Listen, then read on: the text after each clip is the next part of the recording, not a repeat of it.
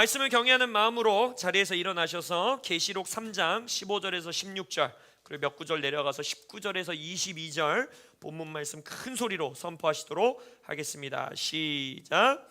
내가 내 행위를 아노니 내가 차지도 아니하고 뜨겁지도 아니하도다. 내가 차든지 뜨겁든지 하기를 원하노라. 내가 이같이 미지근하여 뜨겁지도 아니하고 차지도 아니하니 내 입에서 너를 토하여 버리리라. 19절. 물은 내가 사랑하는 자를 책망하여 징계하노니 그러므로 내가 열심을 내라. 회개하라.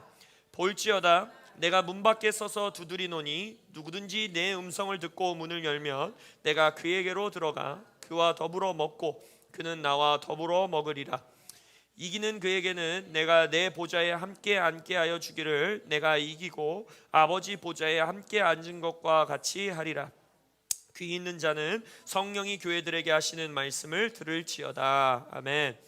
성령님, 오늘 이 아침 이 낮 시간 교회에게 하시는 마지막 때의 성령의 음성을 듣는 우리들 되기를 원합니다. 말씀을 전하는 자나 말씀을 앉아 듣는 자나 우리에게 지혜와 계시형으로 충만하게 하사 우리의 마음의 눈과 귀를 열어 주를 보게 하시고 교회에게 말씀하시는 성령의 음성을 듣는 오늘 주일 예배 시간 되게 하여 주옵소서. 태중에 있는 가장 어린 아이에서부터 노년에 이르기까지 이 한 공간, 한 시간, 한 마음, 한 뜻으로 모인 우리가 한 성령 안에서 주님의 음성을 듣는 우리들 되게 하여 주옵소서. 각자 처소에서 온라인으로 예배하는 자들도 한 성령 안에서 동일한 음성이, 동일한 감동이 그들에게 흘러가게 하여 주옵소서. 감사하며 예수님의 이름으로 기도합니다. 자리에 앉으시겠습니다.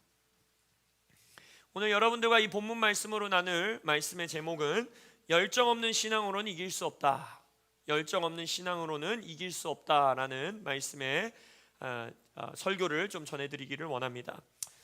먼저 기도해 주신 덕분에 저와 또 더콜 리더십 우리 임지훈 목사님 두 사람 우리 일주일간 LA 파사디나 캘리포니아에서의 사역을 잘 마무리하고 돌아왔습니다. 저는 매년 4월 이 LA 지역에서 열리는 이 글로벌 서밋이라고 하는 HIM의 전 세계 리더들이 모이는 게더링입니다. 그래서 매년 3월이 되기도 하고 4월이 되기도 하는데 이제 부활절 이후, 부활 주일 예배 이후 수요일부터 화요일부터 모이게 되는 이 집회는 단순히 그냥 말씀을 전하고 강의 듣는 그러한 집회가 아니라 1년에 한 번 전 세계에 흩어져 있는 HIM의 리더들이 모여서 각자의 나라와 각자의 도시에서 각자의 지역에서 각자의 사역지에서 하나님께서 어떠한 일들을 하고 계시는지 그러한 것들을 보고하고 서로 격려하고 또 전 세계 소식 열방 가운데 하나님이 어떻게 역사하시는지를 보고 격려받는 그러한 정말 중요한 리더십의 게더링이에요. 그래서 물론 일반 성도님들도 다 이렇게 등록해서 오시는 분들이 계시지만 그곳에 모이는 대부분의 이 참여자들은 전 세계 리더들 그리고 그 미국 지역의 리더들이 모여서 하나님이 지금 열방 가운데 주시는 음성이 무엇이냐, 우리가 이런 보통 자신의 지역에서 사역을 해나가다 보면 우리가 이 한 지역 한 사역에 있는 모든 것에 집중이 이렇게 생각과 사고가 한계가 지어지는 경우들이 있어요. 그러한 것들을 막아서기 위해서 열방 가운데 시대 가운데 하나님이 하고 계시는 일이 무엇이냐를 서로 나누고 서로 도전하고 또 우리가 하나님의 징계 가운데 수정하고 회개해야 될 것들은 함께 회개하고 그리고 우리가 이제 나아가는 방향성을 가져가게 되는 정말 중요한 사역 시간이에요. 그래서 저는 1년에 한 번씩 이 자리를 꼭 참석하고 있는데 이번에는 감사하게 우리 더콜 의 이름으로 임지우 목사님과 함께 참여하게 됐습니다. 그래서 우리가 그곳에서 있었던 이야기들을 제가 말씀 가운데 좀 나누겠지만 그것들을 나누기 전에 참 감사했던 이번 여행의 중에 한 가지는 생각지 않았던 우리 다음 세대 사역을, 우리가 디아스포라 사역에 대한 마음들을 하나님께서 오래 부어주고 계시지 않아요?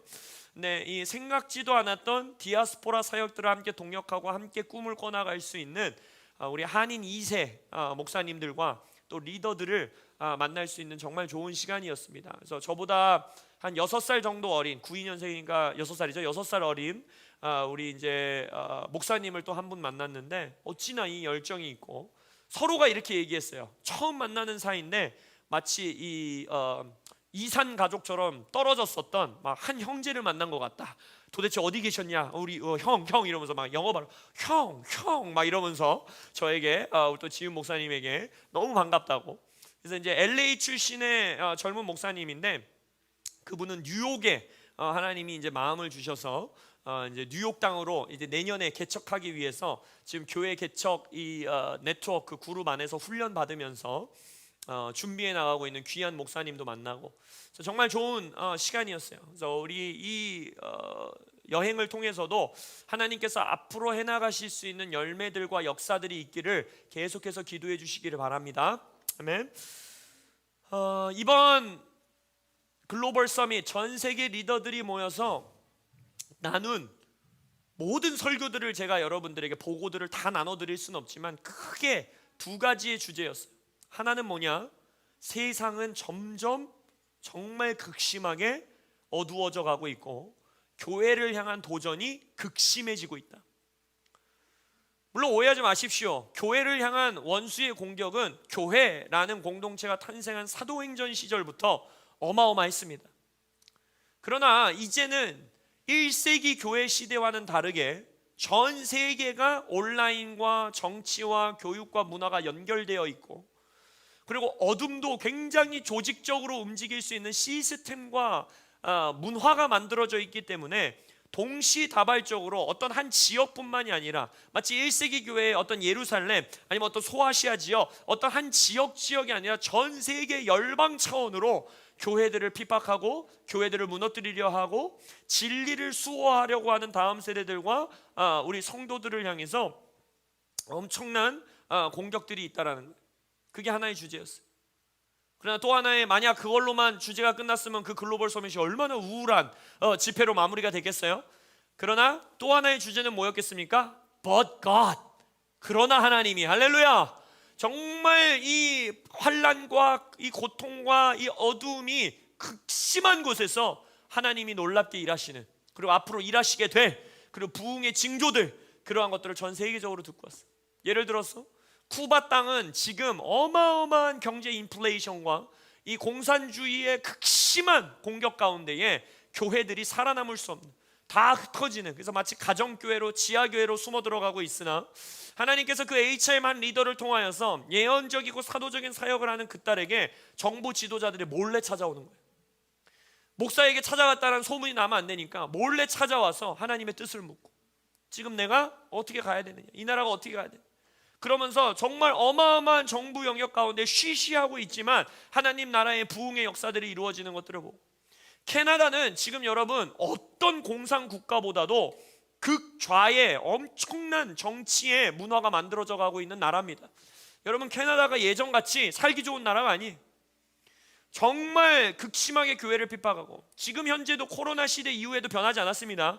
캐나다는 바깥에서 다른 모든 종교는 예배해도 됩니다. 그러나 기독교는 안 돼요. 교회가 만약 사람들을 모아놓고 공원에서 기타 치고 예배하고 찬양하고 복음을 전하면요 그 자리에서 목사가 잡혀가요. 그리고 실제적으로 저희 HIM 리더 중에 캐나다 목사님들 중에 자신의 친구들이 지금도 감옥에 들어가 있는 목사님들이 계십니다. 그러나 그러한 캐나다 가운데에 그런 것들을 두려워하지 아니하고 수천 명의 다음 세대들을 바닷가에서 침내주고 수천 명의 젊은이들에게 전도하고 그들에게 복음을 전하는 놀라운 역사들이 일어나고 있어요. 인도 또한 리에나 싱콘타라고 하는 여러분들 리에나 싱콘타가 혹시 WLI로 한국에 뭐 언제 올지는 모르지만 만약 리에나 싱콘타가 이 나라에 온다 하면 우리 교회 성도님들은 전부 휴가 내고 WLI 올라가셔야 돼요. 어마어마한 역사가 그 만나보면 깜짝 놀랍니다. 한 152 정도밖에 안 되는 아주 조그만 여성분이거든요. 그 여성분을 통하여서 인도 땅의 극심한 핍박과 힌두교는 힌두교대로 이슬람교는 이슬람교대로 교회를 핍박하고 있지만 수만 개의 가정교회들이 개척되고 있고 이제는 그냥 교회 영혼구원 교회 개척뿐만이 아니라 이 고기 사업을 시작하셔가지고 가난한 자들에게 고기를 정부가 거기도 모든 걸 통제하기 때문에 이 싼 음식 좋은 음식들을 갖기가 너무 힘들어요. 그러나 그 티벳과 여러 그 국경 지역 가운데서 고기를 들여오고 이러한 것들을 통해서 교회의 사람들에게 고통 가운데 있고 고난 가운데 있는 자들에게 고기를 배급하고 그것을 사업을 통해 수익을 이루어내고 하는 놀라운 시스템들을 지금 만들어가고 있다는 거예요. 근데 놀라운 게 뭔지 아세요? 이 리에나 신권타를 통해서 너무나 많은 사람들이 구원이 되니까 어떤 한 지역은 55%, 45% 되는 사람들이 다 예수를 믿어버리는 거예요. 그래갖고 어떻게 됐느냐? 정부가 쫓아내고 추방하고 리에나 신권타는 블랙리스트에 올라왔어요. 들어갈 수가 없어요 이제. 근데 더 놀라운 것은 이미 수천 명의 현지 목사들과 현지 사역자들을 세워놨기 때문에 이제 줌을 통해 온라인을 통해 그들과 대화하고 티벳 그 국경 지역에서 만나서 그들을 계속해서 훈련하고 그래서 여전히 인도 땅에 놀라운 부흥을 일으키고 있어요. 여러분 이 땅에 지금도 사도적인 사역들이 일어나고 있습니다. 할렐루야. 부흥이 있어요. 대만 땅에서는 우리 데이비 킴 선교사님 이제 여름에 우리 데이비 킴 선교사님 또 한국에 오시게 될 건데 대만 땅에서 정말 백인, 흑인, 남미 이 청년들이 미국 청년들이 그 땅에 가서 21일 금식하고 40일 금식하고 열흘씩 금식하며 그 나라를 위해 기도하고 주님 중국이 이 땅을 침범하여서 제3차 대전이 일어나지 않게 해주십시오. 그것을 막아서는 기도를 하고 대만의 다음 세대들의 부흥을 위하여 여러분 생각해 보세요. 이게 미국의 힘이에요. 한국 전쟁 때에도 이 나라가 어떤 나라인지도 모르고 어디 붙어있는 나라인지도 모른 채로 자신의 생명을 피를 흘려가면서 이 나라를 보호했던 게 미국 땅 아닙니까? 미국이라는 나라에게 주신 하나님의 기름 부으심이에요. 생각해 보세요. 그 중에 백인 청년들 중에는요 여권 처음 만들어 본 애들이 수두룩 빽빽해. 그냥 콜로라도 백인 지역에서 살고 있었던 애들이 대만이라는 아시아 국가에 자기 돈 들여서 자기가 금식하면서 그 나라를 위해서 기도하고 대한민국의 청년들이 동일한 열정을 받을지어다. 할렐루야. 디아스포라 아이들을 위해 여러분들이 헌신하시길 축복합니다. 그러한 땅 가운데 대만에서 놀라운 부흥이 이제 시작됐어요. 대형 교회와 이 나시린 메시지, 이 덕골의 나시린 세대를 일으키는 메시지에 교회 수많은 교회들이 반응하고 전쟁의 위협이 굉장히 코앞에 왔기 때문에 교회들이 오히려 더 깨어나는 마음으로 기도하는 거예요. 그래서 그러한 일 가운데 이 대형 교회의 이 나시린 메시지를 받아들이는 일들이 있으면서 그 대형 교회가 전국에 있는 크고 작은 교회들을 콜링하여서 5만 명의 성도들이 지금 40일씩 금식하며 나라를 위해 기도하겠다라고 사인업했어요. 그리고 마지막 날 이 집회 기간 동안에 1700명의 다음 세대들이 자기의 이름을 써서 이 어떤 큰 깃발 같은 거에다가 자신들의 이름을 썼더라고요. 1700명이 뭘 헌신했느냐? 1년 동안 제가 나신인으로 살아가며 국가를 위해 기도하겠습니다 라는 헌신을 하고 지금 대학 캠퍼스 안에서 200명, 300명, 50명, 40명, 수십 명, 수백 명이 모여서 부흥 가운데 기도하고 예배하는 일들이 일어나고 있어요. 이 한국 땅에서도 주께서 그 일을 이루시길 예수의 이름으로 선포합니다. 할렐루야.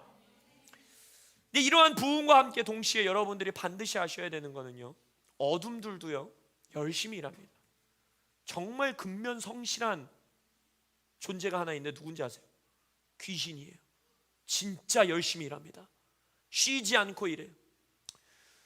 요번에 이 캘리포니아에서 가서 열방에 있는 막 공산 국가들 안에서 끔찍하게 자행되는 일들, 지금 러시아와 중국은 그 어느 역사 시대 때보다도 교회 핍박이 어마어마해요. 우리 HIM 리더이신 러시아에 계신 목사님 몇 년째 이 모임에 함께하지 못하시는데요. 왜냐면 나올 수가 없어요. 막 그분 집에 실제적으로 막 폭탄 테러가 일어나고 막 앞에 주차되어 있던 차가 막 빵빵 터지고 막 가족들을 향해 살해 협박이 있고 그 어느 때보다도 이런 핍박이 있는 일들이 있지만 여러분 자유민주 국가라고 하는 미국 땅 안에서도 정말 끔찍한 일들이 어둠의 일들이 일어나고 있다라는 걸 들었어요. 예를 들어서 지금 캘리포니아는 여러분들이 알다시피 아주 극단적인 이 진보 좌파의 성향을 가진 이 주인데 이게 참 아이러니해요. 미국의 엄청난 부흥들은 거의 다 캘리포니아에서 시작됐거든요. 그리고 미국의 크고 강력하고 정말 역사가 일어나고 건강한 교회들은 또 캘리포니아에 굉장히 많아요. 그럼에도 불구하고 이 지역이 이러한 일들이 일어난다는 게 참 아이러니한데 여러분 이제 대한민국도 이러한 법안들이 발의가 되고 있습니다. 이미 됐고 지금까지 저지가 됐지만 아까 말씀드렸듯이 이 법안을 열심히 법으로 만들려고 했던 정당이 이제 범야권을 다 합치면 190여석의 이 자리를 가져갔기 때문에 분명히 이 차별금지법을 가지고 나올 겁니다. 근데 이 차별금지법이 미국에서는 수년 전에 이미 법안이 통과가 됐고, 이 법안이 통과가 되면서 캘리포니아에서 지금 현재 실제적으로 여러분들 알다시피 미국은 공화국이기 때문에 나라의 법이 있지만 각 주별로 자신들의 법을 또한 제정할 수 있어요. 그러다 보니까 낙태법이 방금 최근에 폐지됐잖아요, 그죠? 실은 저희 결혼식에 그날 폐지됐어요. 저는 이게 예언적이라고 믿어요. 6월 24일 미국 시간, 한국에선 6월 25일 아침 시간, 그때 오랜 기간 많은 교회들이 기도해왔던 로비 웨이드라고 하는 미국의 낙태법이 폐지됐습니다. 그 법이 폐지되자마자 캘리포니아 주지사와 캘리포니아의 이제 의제죠, 주가 법을 바로 어떤 법을 제정했느냐, 지금 현재 진행되고 있는 법입니다. 다른 주에서 만약 이 낙태가 금지로 되어 있는 주에서 나는 낙태를 하기 원합니다 라고 하는 여성이 있다면 캘리포니아 주민들의 세금으로 그들의 비행기표도 내주고 그들의 병원 입원비도 내주고 낙태 수술비도 내주고 수술 이후의 회복 비용까지도 전부 세금으로 100% 지불하는 법이 만들면서 캘리포니아 주지사가 뭘 선포했느냐, 우리는 낙태 천국을 만들겠다 라고 선포했어요. 그것뿐만이 아니라 정말 끔찍한, 아이들도 알아야 되기 때문에 제가 말씀드리는 건데, 그 주에서는요 낙태가 어디까지 허용되느냐, 임신 9개월까지 허용됩니다. 더 끔찍한 거는요, 임신 9개월 때 내가 낙태를 하겠다라고 마음을 먹어서 수술을 집도했는데 어떠한 이유에서든지 그들은 사고라고 말하죠. 이걸 사고로 아이가 출산이 됐다, 아이가 살아있는 채로 출산이 됐다, 그럼 그 시점부터 한 달간 그 아이를 살해해도 법적으로 무방합니다. 그리고 의사에게 그거를 어머니가 요구한다면 그 의사는 그걸 집도해야 돼. 그 아이를 죽여야 돼. 한 달 안에. 그러한 끔찍한 일들이 지금 미국 땅에서 벌어지고 있어요. 그리고 또한 미국 땅에서 캘리포니아뿐만 아니라 많은 주에서 만약 내 자녀가 나에게 와서 딸로 태어났는데 아빠, 엄마, 나는 남자인 것 같아, 나는 남자가 되고 싶어 라고 말했는데, 만약 부모가 말도 안 되는 소리 하지 마, 아니면 아들이 나에게 와서 성전환 호르몬 주사를 나에게 놔주고 나를 남자로 여자로 만들어 달라 라고 요구를 했는데, 만약 부모가 그걸 거절하게 되면 부모는 감옥에 가게 됩니다. 그리고 그 자녀는 국가가 데려가서 국가의 센터에 넣어서 모든 호르몬 블락 주사부터 시작해서 그의 성전환을 하는 것을 모든 나라의 세금으로 그 자녀를 그렇게 만들어요.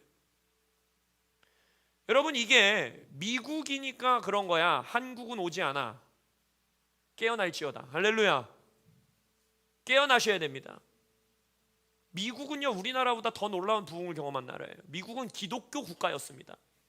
그 나라에서도 이러한 일들이 벌어졌고 그 시작이 뭐였냐, 차별금지법이었어요. 그리고 한국도 분명히 차별금지법을 만들 운동을 당연히 합니다. 그들이 하겠다고 했어요. 그래서 여러분들, 투표는 내 색깔대로 하는 게 아닙니다. 내가 원하는 대로 투표를 하는 게 아니에요. 말씀드렸죠. 교회가 고요하고 평안한 생활을 하는 것을 막아서는 정당이 있다면 여러분이 아무리 좋아하는 정당이고 아무리 좋아하는 정치인이라고 그래도 투표할 수 없는 거예요. 기억하셔야 돼요. 선거가 이번으로 끝나는 게 아닙니다. 여러분들 기억하시길 바라요. 그러나 이러한 상황 가운데 말씀드렸죠. 어두움이 어두워지면 어두워질수록, 그날 강사로서 우리 모닝스타 미니스트리, 잘 아시는 릭 조이너 목사님의 사역단체죠.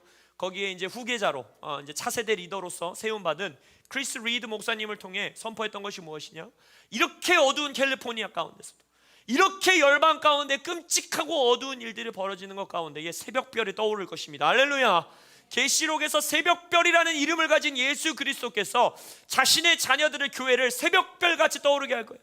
새벽별의 역할이 뭔지 아세요? 새벽별은요 가장 어두운 밤 시간과 아침 해가 동뜨기 전에 그 사이에 뜨는 것이 새벽별이래요. 그럼 이 새벽별의 역할은 뭐겠어요? 곧 해가 떠오른다. 할렐루야. 예수께서 광명의 빛으로 떠오르실 것이다. 부흥이 있을 것이다. 소망을 선포하는 게 새벽별이에요. 그 역할을 감당하는 여러분들 되시길 예수 이름으로 축복합니다. 그래서 여러분들, 악의 이 가장 멍청한, 걔네들은 멍청하거든요. 멍청한 이 일 중에 하나가 뭔지 아세요? 귀신들이 제일 맨날 실수하는 게 뭔지 아세요? 자기들의 세상이 왔다라고 생각하고 극단까지 치닫다가 그 함정에 자기들이 빠지는 거예요. 그게 십자가예요.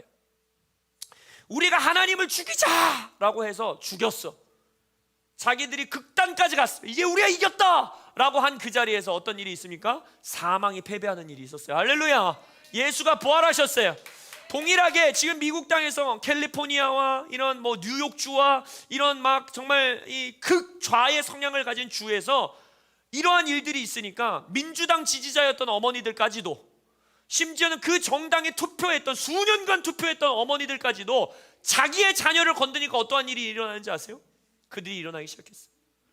내가 지금까지 진보의 어떠한 내가 가지고 있었던 가치 때문에, 너희 정당들이 가지고 있었던 어떠한 가치 때문에, 평등법 때문에, 뭐 때문에 내가 너희들에게 표를 줬는데 이제 내 자녀를 건드기 시작한 거예요. 뭐 민주당 지지자라고 해서 내 자녀가 나한테 와서 성전환 할래요 했는데 아니야 라고 해서 그 엄마를 안 잡아가요? 아니죠. 내 자녀들을 건드는 일이 시작되니까 미국에서 어떤 일들이 일어났는지 아세요? 그들이 일어나기 시작했어요.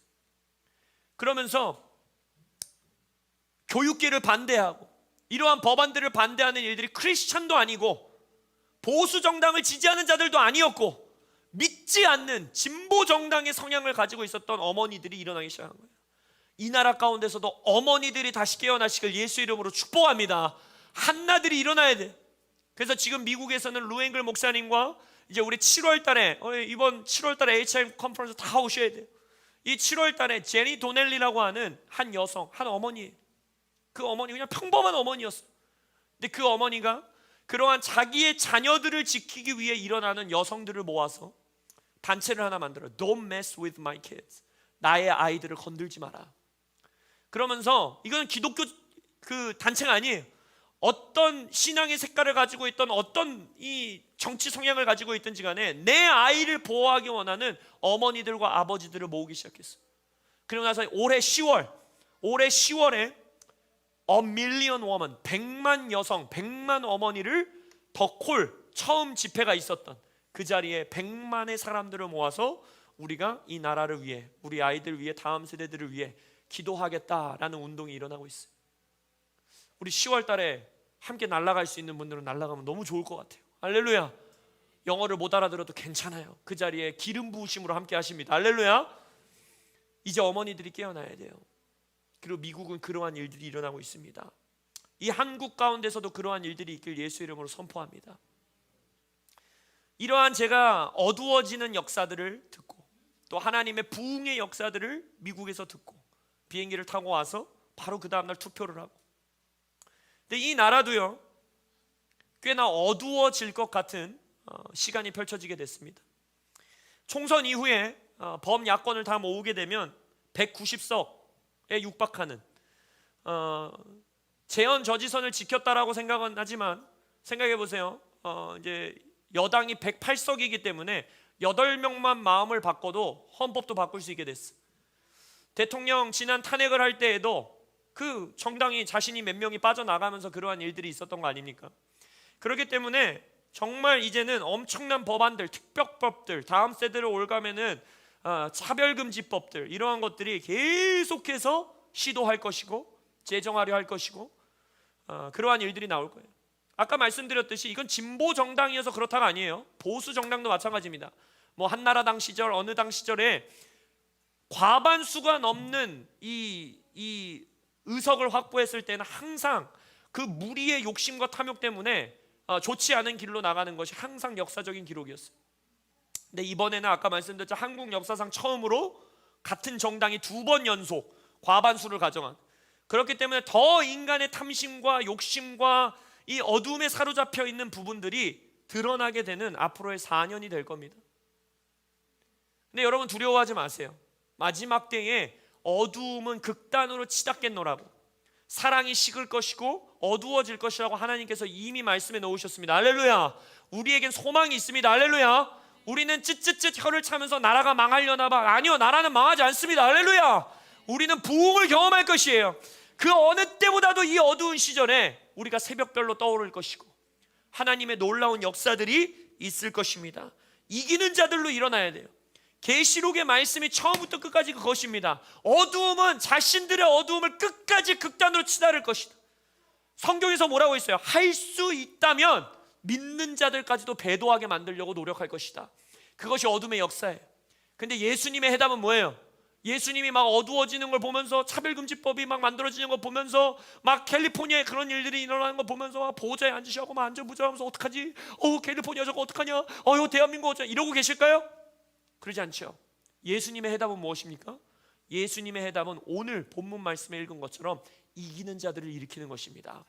우리 교회는 세상이 어두워지기 때문에 굴 파고 산에 올라가서 농사하면서 숨어서 살자, 이러한 교회가 아님을 예수 이름으로 선포합니다.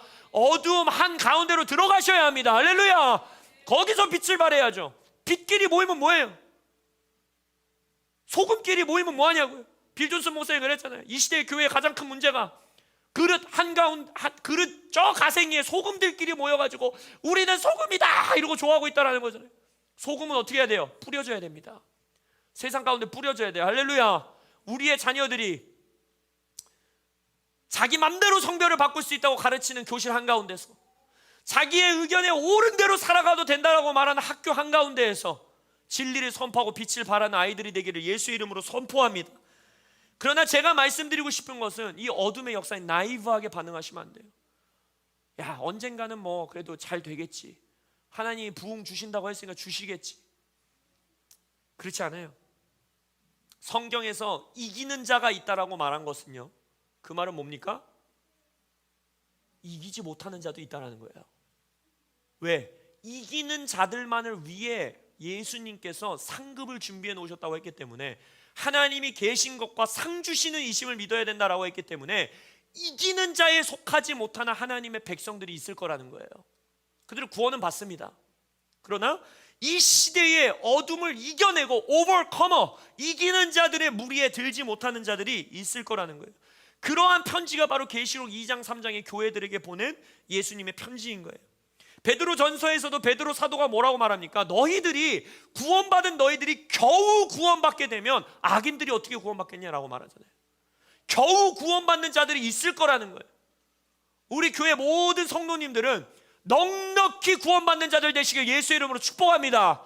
이기는 자들로 일어나시길 예수 이름으로 축복합니다. 마지막 때를 사랑하는 우리가 고민하고 묵상하고 기도하고 금식하고 준비해야 되는 것은 무엇이냐? 이 시대를, 이 정말 상식적으로 생각할 수 없는 끔찍한 어둠의 역사들이 일어나고 있는 이때에 우리가 이기는 자로 어떻게 설 것이냐, 나는 어떻게 숨고 도망가는 자가 아니라 빛과 소금의 교회로, 이기는 교회로 일어날 것이냐, 이걸 고민하셔야 돼요. 그리고 오늘의 메시지는 바로 그러한 메시지입니다. 결론부터 말씀드릴게요. 여러분, 이기는 자로 어떻게 일어난지 아십니까? 어떻게 이기는 자로 살아가는지 아세요? 하나님의 열정이 있어야 돼요. 마지막 때에 미지근한 교회들이 일어날 겁니다. 예수님이 굳이 미지근한 거를 여기다 꾸짖는 편지를 왜 쓰셨겠어요? 라오디게아 교회에게 쓴 편지지요. 오늘 본문이 라오디게아 교회는 7 교회를 향해 편지 쓴 교회 중에 유일하게 혼만 나는 교회입니다. 칭찬이 하나도 없어요. 다른 교회는 칭찬도 있고 혼도 있는데 얘는 혼만 나요. 칭찬은 못 받아요. 조금 우울한 교회예요. 근데 이 교회가 마지막 때에 일어나게 된다는 거예요. 근데 그 교회가 혼나는 이유는 하나입니다. 열정이 없다는 거예요. 마지막 때에 너희들이 뜨겁지 않다라는 거예요. 뜨겁거나 차갑거나는 뭘 말하는 줄 아세요? 극단을 말하는 거예요. 여러분, 중도 신앙은 없습니다. 다시 말씀드립니다. 중도 신앙이란 건 없어요. 단 한 번도 기독교 역사 가운데에 세상이 손가락질하면서 극단적인 것을 비난받지 않은 기독교인들은 없습니다. 그리고 그들만이 역사를 만들었어요. 서신서를 읽어보십시오. 여러분들 신학교 가서 공부를 하면 바울 사도부터 시작해서 모든 사도들은 자신 살아생전에 예수님이 다시 오실 거라고 믿고 산 사람들이에요. 서신을 읽어보면 그래요. 그럼 예수님이 뭐하러 그 사람들을 수정하지 않고 야야야 바울아 야 너무 오버하지 마. 너 살아있는 동안 나 안 와. 앞으로 한 2000년은 안 와. 그러니까 성경에다 그런 거 쓰면 안 돼. 야 2000년 후에도 사람들이 읽을 건데 너 그렇게 썼다가 걔네가 너 거짓말쟁이라고 하면 어떡하냐? 라고 말하지 않고 왜 성경에 그거를 진리의 말씀으로 기록해 놓으셨겠어요? 우리에게도 그렇게 살으라는 거예요. 당장 예수님이 내일 올 것 같은 라이프 스타일로 살아야 된다는 거예요. 그러면 여러분 중도를 지켜가면서 살아갈 것 같으세요? 예수님이 내일 올 거라고 믿는다면? 그냥 일반적으로 나의 믿지 않는 부모님에게 자녀들에게 복음 전할 것 같으세요? 예수님이 내일 오신다라고 생각한다면? 그렇지 않다는 거예요. 나의 매일매일의 삶은 다 드릴 것 같이 살아야 된다는 거예요. 그게 열정이에요. 그래서 바울은 그렇게 끔찍한, 세상에 말하는 끔찍한 열정을 가졌던 거예요. 세상이 감당을, 야 쟤네는 진짜 어떻게 할 수가 없다 하던 자들이 히브리서 11장의 열정을 가진 자들이었던 거예요. 여러분 패션 오브 크라이스트라는 영어 아시죠? 거기서 패션 오브 크라이스트 할 때 그 패션이 무슨 단어인지 아세요? 영어 패션이 무슨 뜻입니까? 열정이죠. 근데 거기서 패션 오브 크라이스트라고 말할 때 그 패션은요, 열정이란 뜻으로 쓰인 건 아니에요. 여러분들이 영어 사전을 패션 이렇게 치면 몇몇 영어 사전들은 뭐 열정, 뭐 이런 단어들이 있고 맨 끝에 예수의 순환이라는 뜻이 적혀 있는 사전들이 있어요.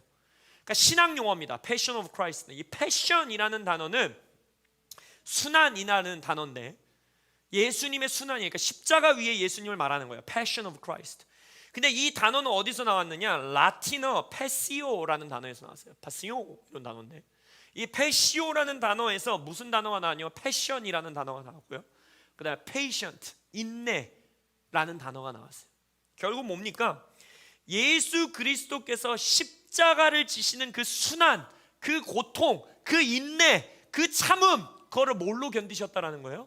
열정이 있으셨다는 거예요. 예수님은 도대체 어떤 열정이 있으셨습니까? 영혼 사랑하는 열정이 있으셨고 하나님 아버지께 순종하겠다라는 열정이 있으셨고 죽기까지 내가 헌신하겠습니다라는 열정이 있으셨다는 거예요. 그 뜨거움이 있으셨어요. 그랬기 때문에 예수 그리스도의 십자가의 고난을 감당하실 수 있었다는 거예요. 마지막 때에 가까워지면 가까워서 지금 우리는 마지막 때를 살아가고 있는데 제가 감히 말씀드리는데 일반적인 믿음으로는 절대 이기는 자에 들 수 없습니다. 일상적인 신앙생활로는 이기는 자의 무리에 들 수 없어요. 그게 성경이 말하고 있습니다. 믿는 자들까지도 배도하는 시대가 올 거예요. 믿는 자들조차도 여러분 계시록에서 그런 거 많이 말하죠. 666 막 이런 거, 막 짐승의 표 이런 거 많이 나오죠. 그거 뭐 바코드 찍는다, 뭐 한다, 뭐 모르죠. 그건 어떻게 될지 모르죠. 근데 그게 중요한 게 아니에요. 성경 안에서 짐승의 표의 목적을 말합니다. 짐승의 표의 의미를 말해요. 그게 뭔지 아세요? 경제 생활을 건든다는 거예요. 사고 팔고를 못하게 되는 시대가 오는 거예요. 왜? 예수를 믿는 자는 여러분의 경제에 해를 끼치는 시대가 열릴 수 있다는 거예요. 아니 열릴 거라는 거예요. 그때 여러분 그거에 타협하지 않을 수 있는 그 믿음, 그 이기는 자의 신앙, 그건 어디서 오는지 아세요? 절대 일상적인 신앙생활에서 못합니다. 너 예수 믿기 때문에 승진 안 시켜주고, 너 예수 믿기 때문에 월급 안 주고, 너 예수 믿기 때문에 집 뺏어가고, 너 예수 믿기 때문에 사고 파는 거 못하게 한다고 했을 때 지금 청년들, 이 교회의 성도님들, 이 시대의 그리스도인들, 지금의 그런 11조를 내냐 안 내냐, 헌금을 하냐 안 하냐, 내가 재정을 어떻게 헌신 안 하냐, 이 정도 수준의 믿음을 가지고서는요 그 짐승의 표의 시대를 이겨낼 수 없다라는 거예요. 예수님이 미리 앞서 경고하시는 거예요. 그렇기 때문에 우리에게 말씀하시는 거예요. 재정적으로도, 기도도, 예배도, 헌신도, 영혼 사랑도, 형제 사랑도, 교회 사랑도, 하나님 나라를 향한 헌신도 극단으로 치닫는 열정이 우리 안에 있어야 돼요. 십자가에 못 박는다 할지라도 그 순환도 내가 성령 안에서 견뎌내겠다라는 Passion of Christ, 그 열정이 여러분들 안에 있으시기를 예수님의 이름으로 축복합니다. LA에 이번에 예배 인도자로 초청받아 왔던 베델의 예배 인도자 중에 하나인 리랜드가 예배 인도를 하면서 이런 멘트를 했어요. 모세는 하나님께 그의 영광을 보여달라고 했습니다. 근데 하나님이 네가 내 영광을 보면 죽는다. 너는 지금 이 옛 언약 가운데 살아가는 자이기 때문에 나를 너에게 보여줄 수 없다. 그러면서 반석, 예수 그리스도를 예표하는 거죠. 반석 뒤에 그를 숨기사 하나님이 손으로 그의 눈을 가르시고 하나님의 뒷모습, 선하심만을 보게 하는 그러한 이야기를 우리가 알고 있어요. Show me your glory. 영광을 보이소서 이래서. 근데 모세는요, 율법 아래 있었기 때문에, 예수 그리스도가 아직 오시지 않았기 때문에 영광을 볼 수 없는 자였음에도 불구하고 내가 죽더라도 주의 영광을 보기 원합니다. 막 가리시는 하나님의 손을 막 손가락 사이로 이러면서 봤을 거 아니에요. 반석 뒤에 숨어갖고 조금이라도 하나님의 뒷모습이라도 보고 싶어갖고 그 열정을 가지고 하나님께 영광을 보여달라고 구하고 있는데, 리랜드가 뭐라고 말하냐, 우리는 이제 예수 그리스도 안에서 죽고 살았기 때문에 하나님의 영광을 원하면 주의 보좌 앞에 언제든지 나아갈 수 있는데, 구약시대에 1년에 딱 한 번 하나님의 그 임재가 있는 지성소 안에 온 백성 중에 한 명만 선택돼서 들어갈 수 있었던 그 지성소를 우리는 예수 그리스도의 보혈의 담대함을 이으며 언제든지 나아갈 수 있는데 그 열정이 없다는 거예요. 하나님의 얼굴을 보고 싶어하는 열정이 없어요. 하나님의 임재 안에서 내가 죽더라도 하나님 안에 있기를 원합니다 라고 말하는 열정이 없어요. 오늘 이 설교는 실은 저를 향한 설교예요. 제가 LA에서 이 어두움이 창궐하고 그 가운데 이제 빛으로 일어나야 되고 소금으로 일어나야 되고 이기는 자로 일어나야 되는데, 제 마음이 너무 폭폭한 거예요. 내 안에 그 열정이 있는가? 내 안에 그러한 극단적으로 하나님을 섬기며 목회를 하고 사역을 하고 사역자로 살아가는 게 아니라, 프로페셔널한 목사로 살아가는 것이 아니라, 과연 내 안에 죽으면 죽으리라 하는 저 밀리언 워먼이라고 말하는, 내가 대통령에게, 정부에게, 교육 영역 안에서 내가 제명당하고 죽더라도 내 자녀를 지키겠다라고 일어서는 저 어머니들의 마음이 내 안에 있는가? 제가 저를 뒤돌아보게 된 것입니다. 여러분들도 이 시대, 특별히 청년들이요, 미지근한 채로 있다면 여러분들은 이기는 자가 될 수 없어요. 이건 여러분들을 저주하는 게 아니에요. 성경이 그렇게 말하고 있는 거예요. 청년의 때의 열정을 회복하셔야 됩니다. 젊은 시절에 이 열정이 타오르지 않는다면 여러분의 삶은 더 바빠질 거고, 더 힘들어질 거고, 더 혼란스러워질 거고, 자기의 소견에 옳은 대로 일하는 사람들은 여러분의 주변에 더 많아질 거예요. 그들 가운데 이기는 자로 어떻게 일어나실 겁니까? 열정을 회복하시길 예수의 이름으로 축복합니다. 구약의 선지자들이 그토록 보기 원했던 영광을 우리는 보고 있는데도 그것에 대한 열정이 없는 우리의 모습을 오늘 라오디게 교회에게 말씀하신 것처럼 열심을 내서 회개하셔야 돼요. 열심을 내서 주님 앞에 돌아가셔야 돼요. 할렐루야. 라오디게의 교회의 저주, 이 마지막 때에 라오디게아의 교회의 모습을 벗어내셔야 합니다. 미지근한, 열정 없는, 헌신 없는 그 신앙을 하루속히 벗어내셔야 돼요. 여러분, 오늘 본문 말씀에서 너희들이 미지근하기 때문에 내가 너를 뱉어내겠다라는 이 말씀이 얼마나 무서운 경고인지 아십니까? 예수님이 여러분들을 뱉어낼 수 있다는 거예요. 예수님의 사역 처음부터 끝까지, 계시록까지 원하시는 건 뭐야? 내가 너 안에, 너가 내 안에, 너와 하나 되기 원하고 너의 안에 있기를 원하고 네가 내 안에 있기를 원한다라고 말하는 그 사랑의 예수님이 뭐라고 하는 거예요? 미지근한 자들은 내가 뱉어내겠다라고 경고하시는 거예요. 여러분, 이건 교회를 향한 편지라는 걸 잊지 마세요. 지금 악인들, 믿지 않는 사람들한테 하는 얘기가 아니에요. 교회 안에 있는 성도들을 향해 경고하시는 거예요. 너희들의 신앙의 불을 잃지 않도록 조심해라. 끝까지 죽기까지 헌신할 수 있는 이기는 자의 열정이 너희들의 안에 없다라면 두렵고 떨리는 마음으로, 오늘 본문에서 뭐라고 했습니까? 열심을 내라, 열정을 회복해라, 그리고 회개해라 라고 예수님은 경고하고 있다. 성경 어디에 평범하고 일반적인 신앙이 있습니까? 성경 인물들 중에 평범하게 살다가 하나님께 칭찬받은 사람이 누가 있어요? 평범하게 산 사람들은 아예 기록되지도 않았어. 세상에서 네가 너무 극단적으로 신앙생활하지 마, 너 너무 극단적이야, 이런 말에, 거짓말에 속지 마세요. 세상이 말하는 극단의 길이 정도입니다. 여러분들을 죽일 수밖에 없는 길을 걷는 것이 정도예요. 그게 바로 이 마지막 때의 길이라는 것입니다. 아가서 5장에서 신랑이 문을 두드리고 있다라고 말하죠. 오늘 본문 말씀에도 그랬죠. 여러분, 20절에 보면 볼지어다 내가 눈 밖에 서서 두드리노니 누구든지 내 음성을 듣고 문을 열라 라고 했어요. 그러면 내가 너와 함께 식사하겠다, 너희 집에 들어가겠다. 우리가 이 구절을 전도 구절로 많이 써요, 그죠? 믿지 않는 사람들의 마음의 문을 예수님이 두드리고 계시니까 여러분, 여러분의 마음의 문을 예수님께 여세요. 그럼 예수님이 여러분의 마음속에 들어와 여러분들과 식사하시고 먹고 마시실 겁니다. 좋아요. 좋은 구절이에요. 그렇게 사용하셔도 너무 좋아요. 근데 기억하세요. 이 편지는 지금 교회에게 주신 편지예요. 이미 예수 믿고 예배한다고 앉아있는 사람들에게 주신 편지예요. 결국 무슨 말입니까? 아직도 우리가 하나님께, 예수님께 열어드리지 않은 마음문이 있다는 거예요. 그 마음문을 열어야지만 예수님은 우리 안에 들어오신다는 거예요. 우리 안에 그 열정이 있어야 돼요. 아가서 5장의 신부가 신랑이 두드리는 문소리를 듣고 신랑의 문틈 사이로 들어오는 손을 보고 그 사랑과 그 열정이 일어나서 문을 열었는데 신랑이 없어지고 하나님이 침묵하시는 그 시간이 그에게 임하고 어두움의 시간이 임하고, 그랬을 때 그의 열정이 사그라들었습니까? 그렇지 않아요.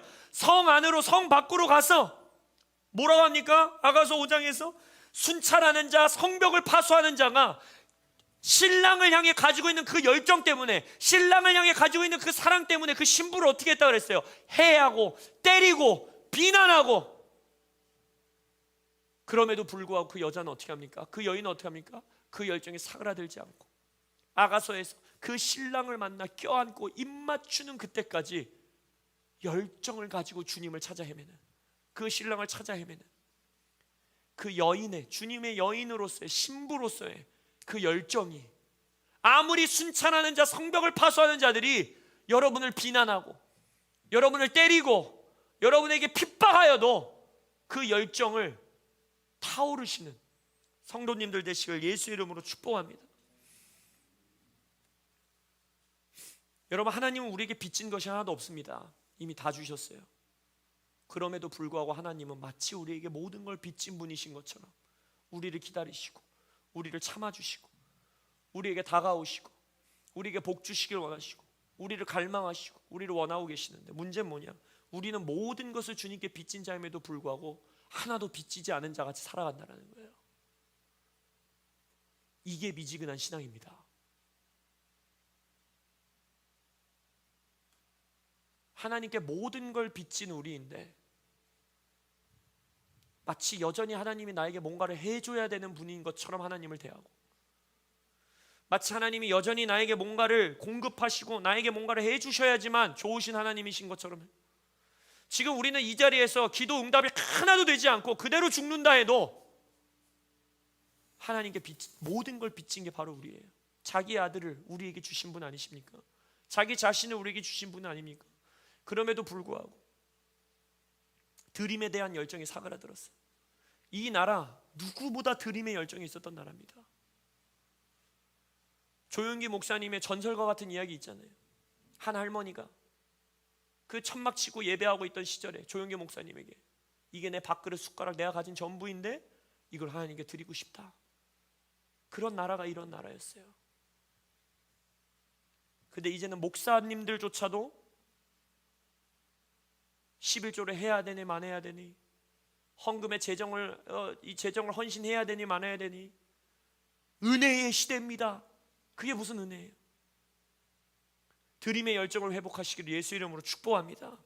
구령의 열정을 회복하셔야 돼요. 우리 초코우유 전도 너무 좋았어요. 할렐루야. 구원받아야 할 영혼들이 이곳에 얼마나 많이 있습니까? 당장 내일 예수님이 온다면 다 지옥 갈 친구들인데, 영원히 하나님이라 분리될 친구들인데 그들을 향해 우리가 구령의 열정이 있는가? 하나님이 구원할 사람들 구원하시겠지, 그러고 있는가? 예배와 기도의 열정이 사그라들었어요. 여러분, 우리 교회만 해도 그래요. 목요 예배, 금요 예배, 주일 예배 참석보다는 훨씬 떨어지지 않습니까? 여러분, 기도의 자리로 나오십니까? 예배의 자리로 나오십니까? 이건 저를 향한 메시지라고 하시죠. 저도 그래요. 마치 담임 목사 되면 새벽기도 안 해도 되는 것처럼 더 해야 되는데, 그죠? 우리에게 철야의 문화가 사라지고 기도의 문화가 사라지고 예배의 문화가 사라지고, 여러분, 마지막 때 이기는 자, 열정 있는 자이심을 예수 이름으로 축복합니다. 열정을 회복하셔야 돼요. 부흥을 향한 열정이 있습니까? 우리는 부흥이 오지 않아도 너무 태연해요. 부흥이 오지 않아도 너무 괜찮아. 근데 말씀드렸죠, 어두움도 나이브하지 않아요. 어둠도 열심히 근멸성실하게 일합니다. 우리의 다음 세대들을 무너뜨리려고 열심히 일합니다. 정말 열심히 일해요. 만약 우리 다음 세대들 가운데 부흥을 향한 우리의 갈망과 열정이 없다면 그 다음 세대를 살릴 길이 없어요.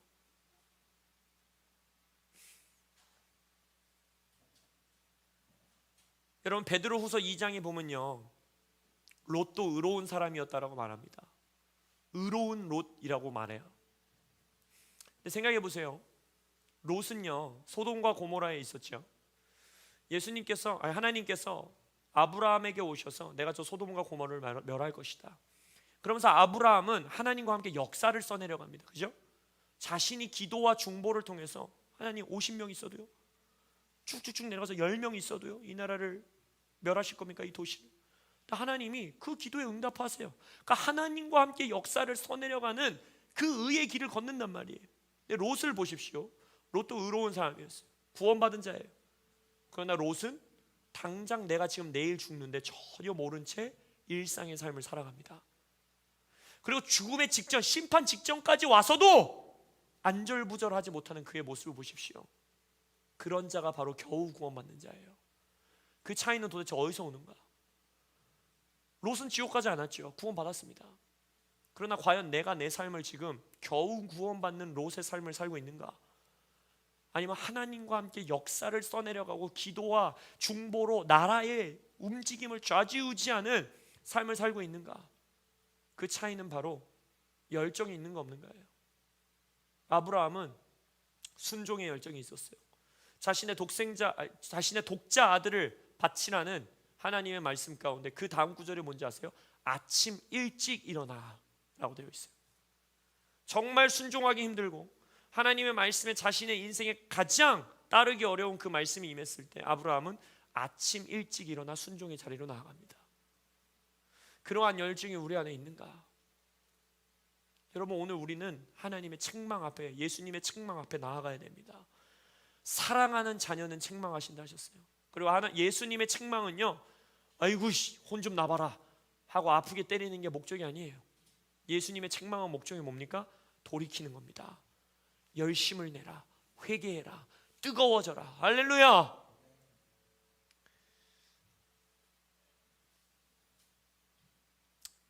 성경 안에서 열정에 대해서 말씀하시는 몇 구절 말씀을 읽고 우리가 이것을 붙들고 좀 기도하면 좋겠어요. 베드로전서 3장 13절, 또 너희가 열심으로 선을 행하면 누가 너희를 헤아리요. 마지막 때에 여러분들을 헤아려는 어둠의 공격, 그것에 해함받지 않고 보호받고 승리하는 이기는 자로 일어나는 길은 무엇이냐? 열정을 품고 하나님의 선을 행하는 겁니다. 그 열정이 있으시길 예수의 이름으로 축복합니다. 잠언 8장 18절, 나를 사랑하는 자들이 나의 사랑을 입으며 나를 간절히 찾는 자가 나를 만날 것이다. 하나님은 우리가 일상적으로 캐주얼하게 대할 수 있는 분이 아닙니다. 우리는 모든 것을 빚졌어요, 하나님께. 마지막 때에 이기는 자는 하나님을 만나는 자예요. 어둠 가운데 빛이신 하나님을 비추도록 그 자리에서 하나님을 만나는 자예요. 근데 그 하나님을 누가 만난대요? 성경 하루에 몇 장 읽는 것도 힘들고 기도의 시간을 지키지 아니하고 하나님 앞에 헌신과 드림이 그냥 일반적인 그러한 사람을 만난다고 되어 있으며 그렇지 않아요. 간절히 찾는 자가 하나님을 만납니다. 하나님을 향한 그 열정이 회복되시길 예수의 이름으로 축복합니다. 마태복음 11장 12절, 침례 요한의 때부터 지금까지 천국은 침노를 당하나니 침노하는 자는 빼앗느니라. 여러분, 왜 이 땅이 어두워지는지 아세요? 귀신이 열심히 일해서 어두워지는 것 같으세요? 그렇지 않아요, 여러분. 귀신은 그렇게 큰 능력을 가진 자들이 아닙니다. 이 땅이 어두워지는 이유는 딱 하나예요. 교회가 빛을 발하지 않기 때문이에요. 교회가 천국을 침노하는 열정이 없기 때문이에요. 그냥 매일매일 내 삶을 나는 구원받은 자로서 살아가는 것에 만족하는 성도들이 이 땅에 있다면 어두움은 창궐하게 됩니다.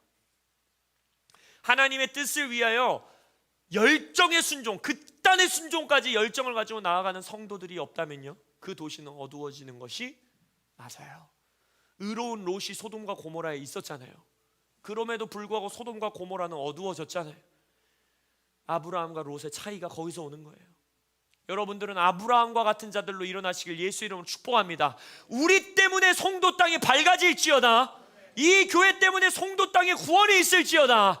이 교회 때문에 인천 땅의 다음 세대들이 구원받는 역사가 있길 예수 이름으로 축복합니다.